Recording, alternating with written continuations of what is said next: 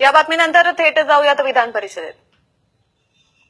तुमचं धोरण सुरू होतं आणि म्हणून यावर्षी मला आठवतं, मला अभिमान आहे त्या गोष्टीचा. आज इथं उल्लेख करेल मी. पूर्ण पार्लमेंटमध्ये 42 खासदार त्यावेळेस कांद्याची माळ घालून आले सभागृहात. कांदा झाला होता 93 रुपये किलो. पूर्ण पार्लमेंटमध्ये 42 खासदार कांद्याची माळ घालून आले. सगळ्यांचं ऐकलं पवार साहेबांनी त्यावेळेस. सगळ्यांचं बोलणं झालं. त्या पार्लमेंटच्या विरोधात, प्रवाहाच्या विरोधात साहेब उठले आणि साहेबांनी सांगितलं, शिका. 93 रुपये किलोचा जर काय कांदा झाला असेल तर तो तुम्ही खायचं शिका. गेल्या वर्षी रोडवर टाकला, टमाटर रोडवर टाकलं. साखर तुम्हाला आज लावणी तोडणी परवडत नसताना साखर तुम्हाला त्या भावात पाहिजे. प्रत्येक गोष्टीवर सबसिडी. आम्ही ज्यावेळेस सभापती महोदय, तुम्ही 7व्या वेतन आयोगाचा बोललात, पगारी गेल्या 75-80 हजारापर्यंत. आम्ही काही बोललोत का वाडे साहेब? आम्ही काही बोललो नाही. मिळतंय ते तुमचा अधिकार आहे, ते जरूर घ्या. पण आज लोक जागृत झालेत. आम्ही स्वतः शेतकरी जर नसलो तर आमचे बापजादे तिथं शेतीत बसलेले. आम्ही पाहतो काय कष्ट करावे लागतात त्याला. आणि म्हणून ही पुढची पिढी तुम्हाला जाब विचारत की अशा पद्धतीने जर काय तुम्ही या शेतकऱ्याच्या संसारावर बुलडोजर फिरवणार असणार आणि शेतकऱ्याच्या संसाराची राख रांगोळी जर काय होणार असेल तर हे पुढची पिढी सहन करणार नाही सभापती महोदय. आणि म्हणून या संदर्भातलं धोरण मी या अर्थानं म्हणलो सभापती महोदय की आमच्या संसारात तुम्ही हस्तक्षेप करू नका. भाववाढ झाली की तुम्ही आम्हाला बळजबरीनं अशी परिस्थिती निर्माण करायची की आमचे शेतीमालाचे भाव कमी व्हावं, हे असं करू नका. 5 वर्षातनं 2 वर्षात आमचं नुकसान झालेलं परवडतं आम्हाला सभापती महोदय. पण 3 साल तर आम्हाला चांगले मिळू द्या.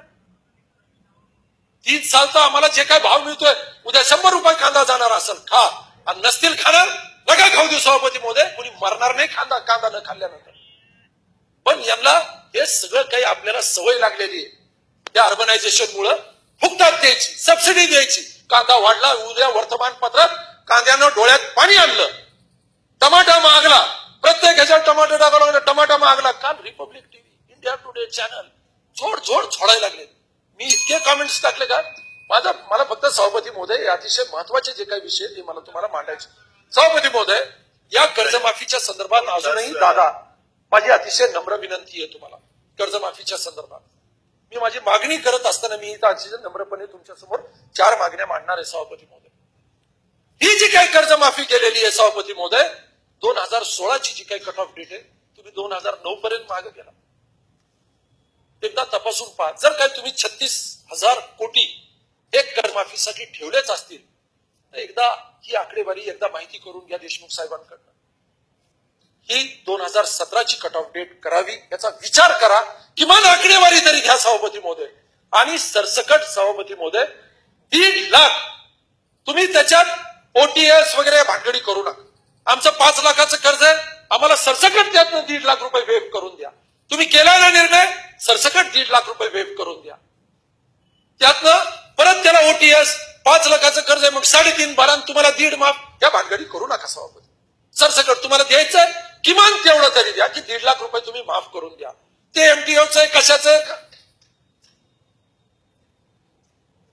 ते एमटीओचं असेल, मध्य मुदत असेल, कशाचं, पण शेतकऱ्याच्या 7/12वरनं 1.5 लाखाचं कर्ज आपण माफ करावं ही एक माझी विनंती आहे.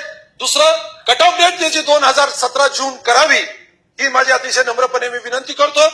ऑनलाईन फॉर्म भरण्याचं सभापती महोदय तुम्ही आग्रह करू नये. आणि जर काय हे ऑनलाईन तुम्ही करायला लागलात तर ज्या सेतू केंद्रामध्ये हे ऑनलाईन करण्याचं काम चालू आहे त्याला काहीतरी तुम्ही म्हणजे शिस्त लावा. या गावाला आज करण्यात येईल, त्या गावाला. आता जे दादा बोलताना तुम्ही जे काय बोललात की त्याचे पैसे शासनानं बेअर करावे, तरी त्याला नाही, मी मागणी तीच करतोय, जरूर करावं. परंतु तरी त्याच्यात एक वेगळी शिस्त लावणं गरजेचं आहे. आज एक गाव आपण जे अनुदान वाटप करत असताना करतोय, एक गाव आज लावलेले, तसं एक गाव आज होईल. आज या गावाचे सगळे काही फॉर्म भरले जातील, उद्या त्या गावाचे भरले जातील. एक शिस्त लावणं गरजेचं आहे सभापती महोदय. म्हणून त्या संदर्भातला निर्णय करून सेतू केंद्रावर प्रत्येक ऑनलाईन करत असताना जे काही त्याचे पैसे घेतले जाते ते शासनानं बेअर करावे ही अतिशय नम्रपणे विनंती करतो.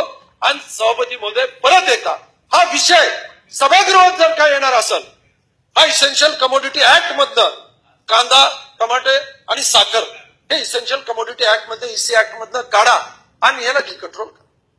आणि ते कृषी मूल्य आयोगाला किमान यानंतरच्या काळात तरी भविष्यात ज्या अमुक एका पिकाची लागवड अधिक प्रमाणात होते पुढच्या वर्षी त्याच्यावर अवलंबून एक्सपोर्ट इम्पोर्टचं धोरण असावं, किमान तेवढं तरी त्यांना पाहू द्या. नाहीतर त्यांचं ऑफिसच नाही, त्यांना काम करण्याचंच नाही.